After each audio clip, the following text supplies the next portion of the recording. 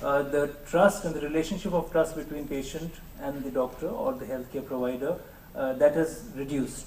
The issue is, why has that happened? Why is this healthcare service seen as a necessary evil? You can't avoid it, you have to go for it, you have to accept the services, but you hate them even if they do a good job. First of all, my apologies for stepping in a few minutes late for this session. With regards to your question, I would say that there are two specific reasons that I can state. Firstly, that the evolution of medicine, the way medicine is practiced, has completely changed in the last 3 decades. And I've actually walked through this journey myself. There was a time when costs of medical care were very low and medicine and surgery were delivered much more by abilities of mind and hand rather than by machine. Today it is different.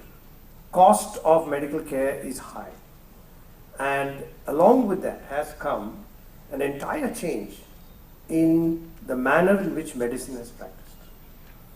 As this change occurred, there has also been a change in the attitude of the physician. The physicians 3 decades ago were people who worked full stop. They did not look at the medical profession offering them the kind of financial rewards that physicians expect today. These are facts of life. This cannot be changed. But this must not be confused with malpractice. And society needs to understand that globally such a change has certainly occurred. The physician today, the surgeon today, is a member of society, is a member of a profession. And if I may beg to differ, and I hardly ever do this with what Dr. Narottam Puri says, because both of us, I believe, have walked the same path for most of our lives, I would say that ethics can be defined, that there is a clear line which draws what is right and what is wrong. I'm not saying it's the Hippocratic Oath, but I know that you can draw a code of ethics and absolutely stand by it. Which brings me to the second point.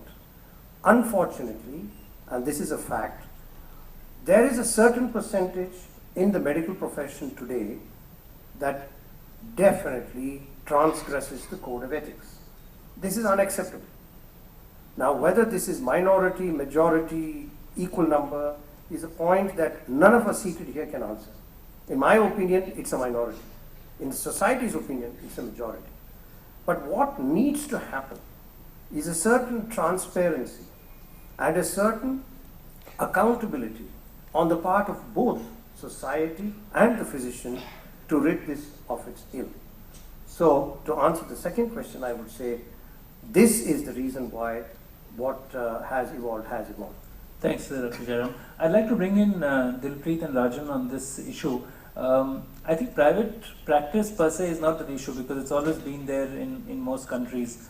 We had GPs, and almost every doctor has had private practice, and even today in every resident